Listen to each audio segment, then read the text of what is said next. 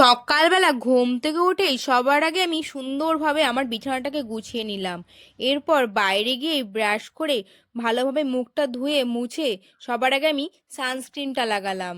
বাইরে এসে সবার আগে জলটা খেয়ে পাথরকুচি গাছে পাতা তুলে তার সাথে আমলকি আর পাথরকুচি পাতা খেলাম।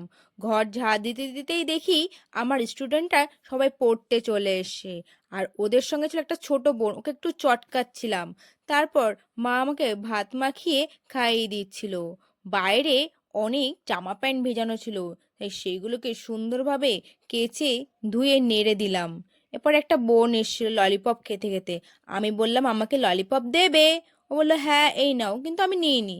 তারপর আমি আমুল দুধ চুরি করে খাচ্ছিলাম, এই দেখো চেটে পুটে। এরপর আমি স্নান করে স্নান সেরে চুল আঁচড়ে নিলাম। চুল আঁচড়ে সবার আগে আমি আমার প্রিয় সিরামটা লাগিয়ে নিলাম। সিরাম লাগানোর পর আমি সানস্ক্রিন লাগিয়ে নিলাম। তারপর বাইরে গিয়ে পুজোর থালা বাসনগুলো আমি ধুয়ে নিচ্ছিলাম। তারপর সুন্দরভাবে আমি পুজোটা দিয়ে দিলাম। তারপর দেখি মা বাবা দাদা খেতে বসে গেছে, তা ওদের সঙ্গে আমিও খেতে বসে গেলাম। বাইরে বিকালবেলা ছোটদের সঙ্গে খেলা করছিলাম, আর রাজমিতা আর আমি ঘুরতে বেরিয়েছিলাম। আর এইদিকে রাত্রেবেলাও সবাই মিলে আমরা একটু ঘুরতে বেরিয়ে গেছিলাম। আর রাত্রেবেলা আমাদের বাড়িতে দুধ পান্তা হয়েছিল, এই দেখো। তারপর আমি একটু দুধ পান্তা খেয়ে নিলাম। এরপর রাত্রেবেলা আমি ঘুমানোর আগে সবসময় অ্যালোভেরা মেখে ঘুমাই। তারপর চুলগুলো সুন্দর করে বাঁধি, একদম বেনুনি করে ভাঁজ করে বেঁধে রাখি যাতে চুলের আগাটা না ফাটে।